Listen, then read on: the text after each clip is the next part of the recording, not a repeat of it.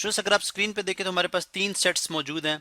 Set basically क्या है, जब आप किसी खास किस्म की चीज़ों को इकट्ठा करके लिखते हैं इस तरह से कि उनके एलिमेंट्स यानी जो चीज़ें हैं वो रिपीट ना हो, और आप ब्रेसेस लगा दें यानी दरमियानी ब्रैकेट लगाएं और एक कैपिटल अल्फाबेट से उनको नेम कर दें, तो हमारे पास वो एक सेट बन जाता है। जैसे सेट ऑफ ग्लास, ग्लास का एक सेट होता है, ठीक है। जैसे आपके पास एक डिनर सेट है, उसके अंदर तमाम चीज़ें जो होंगी वो उस डिनर सेट से ताल्लुक़ रखती होंगी। जैसे एक स्टेशनरी का सेट है जिसके अंदर तमाम चीज़ें स्टेशनरी की होंगी। अब ये बेसिकली हमारे पास सेट है, इसके अंदर एलिमेंट जो है वो रिपीट नहीं करता। आपने वेरीफाई करना है एसोसिएटिव लॉ ऑफ इंटरसेक्शन। अब इंटरसेक्शन, सबसे पहली बात है कि इंटरसेक्शन क्या है। अगर आप इन सेट्स के अंदर ऐसे एलिमेंट जो कि कॉमन है, जो कि मुश्तरक हैं, ठीक है, अगर आप उनको कंबाइन करके लिख देंगे एक सेट की सूरत में, तो वो हमारे पास बन जाएगा, वो बन जाएगी इन तीनों सेट्स की इंटरसेक्शन। अब एसोसिएटिव लॉ ऑफ इंटरसेक्शन क्या है, बेसिकली ये कहता है जी कि अगर आप तीन सेट्स की इंटरसेक्शन इस तरह से लेंगे, पहले आप ए इंटरसेक्शन बी करें और इसको हम ब्रैकेट लगाते हैं, जिसका मतलब ये होगा कि पहले आप ए की बी के साथ इंटरसेक्शन लेंगे, फिर उसकी इंटरसेक्शन लें सी के साथ, जबकि दूसरी तरफ पहले आप बी की इंटरसेक्शन लें सी के साथ और जो रिजल्ट आए फिर उसकी वापस हम इंटरसेक्शन लें ए के साथ। तो एसोसिएटिव लॉ ये कहता है कि जो लेफ्ट हैंड साइड है यानी जो बाईं तरफ आपकी, और दूसरी तरफ ये जो राइट हैंड साइड है जो कि दाईं तरफ है, इनका रिजल्ट बराबर होगा। लेकिन हमने इसे प्रूव करना है बाय वेन डायग्राम, यानी अशकाल की मदद से, शक्लों की मदद से या तस्वीरों की मदद से एबीसी को सेट को हम जो है वो तस्वीरों की शक्ल में लिखेंगे और फिर प्रूव करेंगे। अब यहाँ पे इससे पहले कि हम जो है वो वेन डायग्राम्स बनाएं, यहाँ पे हम ए बी सी देख लेते हैं कि सेट की किस कौन सी किस्म है, यानी किस किस्म के सेट्स हैं, इनका आपस में क्या ताल्लुक है। अगर आप ए के सेट ए के एलिमेंट देखें 2 4 6, मालूम होता है कि ए के तमाम एलिमेंट्स बी के अंदर मौजूद हैं 2 4 6, लेकिन बी के अंदर दो इजाफी एलिमेंट हैं।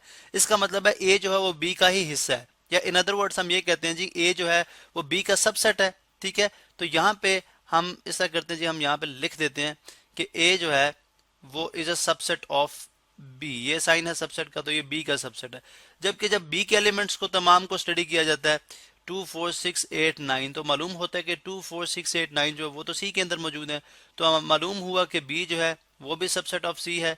तो आपने एक प्रॉपर्टी पढ़ रखी है ट्रांजिटिव प्रॉपर्टी, अगर ए बी का सबसेट है, बी सी का सबसेट है, तो दिस इम्प्लाइज दैट कि जो बी ए जो है वो भी सी का सबसेट होगा।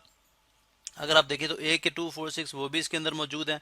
तो ये बेसिकली ये म्यूचुअली जो है वो सबसेट यानी सब सक्सेसिव सबसेट है, नॉट म्यूचुअली बल्कि सक्सेसिव सबसेट है। सक्सेसिव से मुराद के ए बी का सबसेट है, बी सी का सबसेट है। तो जो ओवरऑल सेट जिससे ये ए और बी और ए निकलते हैं वो सेट कौन सा है, सी है। तो अब आप वेन डायग्राम क्या है, उसके अंदर आप यूनिवर्सल सेट लेते हैं। हम एज्यूम करते हैं जी कि हमारे पास एक ऐसा सेट मौजूद है जिसके अंदर तमाम के तमाम एलिमेंट्स यानी तमाम के तमाम जो तीनों सेट्स हैं उनके अंदर मौजूद एलिमेंट्स उसके अंदर पाए जाते हैं, ठीक है। तो हम यहाँ पे जो है वो एक जो है रेक्टेंगल ड्रॉ करते हैं, आप जानते हैं जिसे हम यूनिवर्सल सेट कहेंगे। ये हमारे पास, सॉरी यहाँ पे स्ट्रेट लाइन है हमारे पास, एग्जैक्टली हमने एक रेक्टेंगल बनानी है, ठीक है।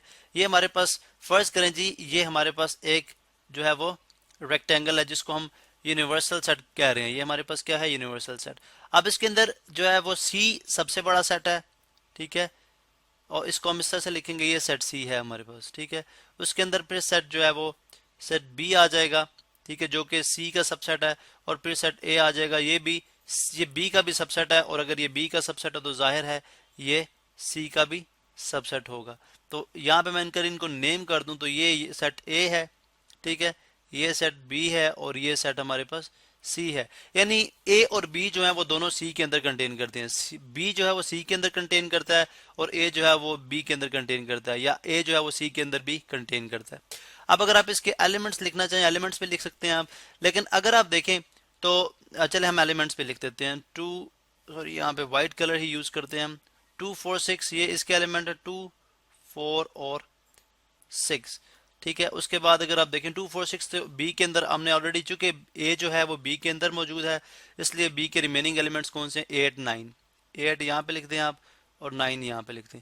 उसके बाद इसके जो सी के रिमेनिंग एलिमेंट्स हैं वो 10 और 11 है। तो इस तरह से अगर आप देखें सी के अंदर तमाम एलिमेंट्स मौजूद हैं, 2 4 6 जो है, उसके बाद 8 9 11 10, ठीक है, ये 10 11, तो ये हमने सारे के सारे एलिमेंट्स यहाँ पे लिख दिए। अब जो लेफ्ट हैंड साइड है इस केस में बल्कि हमने चूंकि राइट हैंड साइड भी सॉल्व करनी है इसके लिए, तो हम इसको एक दफ़ा कॉपी कर लेते हैं ताकि हमारे पास दोनों साइड जो हम इसके लिए सॉल्व कर सकें बारी बारी। ठीक है, अब यहाँ पे अगर आप देखें तो हम सबसे पहले लेंगे जी हमारे पास आएगी ए इंटरसेक्शन बी। अब अगर आप ए इंटरसेक्शन बी देखते हैं, ए की बी के साथ क्या इंटरसेक्शन है, तो अगर आप ए की बी के साथ इंटरसेक्शन देखते हैं तो 2 4 6, यानी ए और बी में कौन से ऐसे एलिमेंट है जो कि मुश्तरक है, ये कौन से ऐसे नंबर हैं जो कि कॉमन है। अगर आप देखें 2 इसके अंदर मौजूद है, 2 इसके अंदर भी है, 4 इसके अंदर है, 4 इसके अंदर भी है, और 6 इसके अंदर है, 6 इसके अंदर भी है। इसका मतलब है ए और बी का अगर आप आंसर लिखें तो वो क्या होगा, सेट ए ही होगा। तो हम यहाँ पे ए को कलर कर देते हैं। ठीक है, यानी अगर आप बाय मतलब नंबर्स की फॉर्म में भी इसकी इंटरसेक्शन ले लें तो आपके पास 2 4 6 ही आएगी, इसलिए हमने इसको कलर कर दिया। इसका मतलब है कि सो फॉर हम ये कह रहे हैं कि ग्रीन रीजन, यहाँ पे हम लिख रहे हैं जी ग्रीन, बल्कि हम डिफरेंट कलर में इसको लिखते हैं। चलें जी इस कलर में हम इसको लिख लेते हैं, green region, green shaded region. Shaded region जो है वो क्या चीज़ रिप्रेजेंट कर रहा है, यहाँ पे हम लिख देते हैं represents A intersection B, A intersection B को रिप्रेजेंट करता है। अब हमने A इंटरसेक्शन B, ये हमारे पास इसकी इंटरसेक्शन लेनी है C के साथ। अब A इंटरसेक्शन B हमारे पास आ गया 2 4 6 जो कि एक्चुअली A ही है। इसकी इंटरसेक्शन अगर आप C के साथ देखें तो C के अंदर भी 2 4 6 मौजूद है। तो मालूम हुआ कि अगर इसकी इंटरसेक्शन आप C के साथ लेंगे तब भी यही रिजल्ट आएगा, तब भी यही रिजल्ट आएगा। इसका मतलब ये हुआ कि हम फाइनली ये बोलेंगे जी कि green region, the same green shaded region, ये आप लिखेंगे क्योंकि आपने वेन डायग्राम के थ्रू इसी तरह से शो करना होता है। the same green shaded region represents आगे आपके पास जी A इंटरसेक्शन B और फिर उसकी इंटरसेक्शन C के साथ। अब हम राइट हैंड साइड पे चलते हैं और देखते हैं इधर हमारे पास किस तरह से बिहेवियर है इनका। पहले हम लेंगे जी B की C के साथ इंटरसेक्शन। अगर आप B की C के साथ इंटरसेक्शन लें तो आप जानते हैं कि 2 4 6 8 9 2 4 6 8 9 जो है वो ऐसे एलिमेंट है जो कॉमन है। तो आप क्या करेंगे, इस कंप्लीट को जो है वो कर देंगे, जो है वो कर देंगे हम इसको कलर। ठीक है, क्योंकि अगर बी और सी के अंदर कॉमन एलिमेंट देखें तो कितने हैं, 2 4 6 8 9। तो अगर आप यहाँ पे देखें 2 4 6 8 9, यानी अगर मैं यहाँ पे शो करूँ आपको तो ये देखें ये 2 है, ये 4 है, ये 6 है, ये 8 है, ये 9 है, तो ये कॉमन एलिमेंट आते हैं। ठीक है, अब हम बोलेंगे जी कि green region, green shaded region, green shaded reason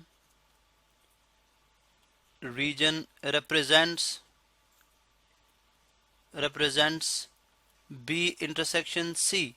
जबकि अब आप क्या करेंगे, इस ग्रीन शेडेड रीजन की आप इंटरसेक्शन लेंगे किसके साथ, A के साथ। इसकी इंटरसेक्शन जब A के साथ लेंगे तो यानी 2 4 6 8 9 में इसका आंसर है जो कि सेट B है, B की इंटरसेक्शन लें A के साथ तो 2 4 6 आएगी जो कि सेट A होगा। इसका मतलब है कि हमें वापस जो ये जो रीजन है हमारे पास, बल्कि हम इसको ग्रीन नहीं करते, हम इसको एक डिफरेंट कलर कर देते हैं ताकि हमारी जो है वो सेपरेशन हमें जो है बेहतर तरीके से समझ आ सके। हम ऐसा करते हैं, इसको हम पिंक कलर कर देते हैं। अगर आप यहाँ पे देखें तो इसको हम पिंक कलर कर देते हैं ओवरऑल। ठीक है, ये हमारे पास पिंक आ गया। सॉरी, यहाँ पे हमने जो है वो इस रीजन को पिंक करना है, ये हमारे पास पिंक कलर आ गया। और अब हम करते हैं इस तरह से हैं कि हम करते हैं जी कि ये this region represents pink region. ठीक है, pink reason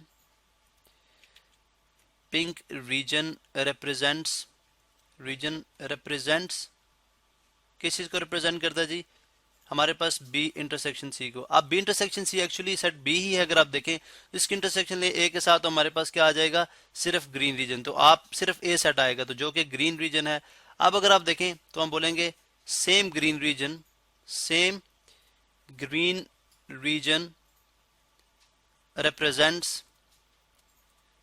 represents A intersection B intersection C. तो अगर आप देखें यहाँ पे भी ग्रीन रीजन फाइनल आंसर आया, यहाँ पे भी ग्रीन रीजन वही सेट ए में जो मौजूद है, ये दोनों इक्वल हैं। तो लिहाजा प्रूफ हुआ कि जो एसोसिएटिव लॉ ऑफ इंटरसेक्शन है बाय वेन डायग्राम्स वो होल्ड करता है फॉर सक्सेसिव सबसेट्स के लिए।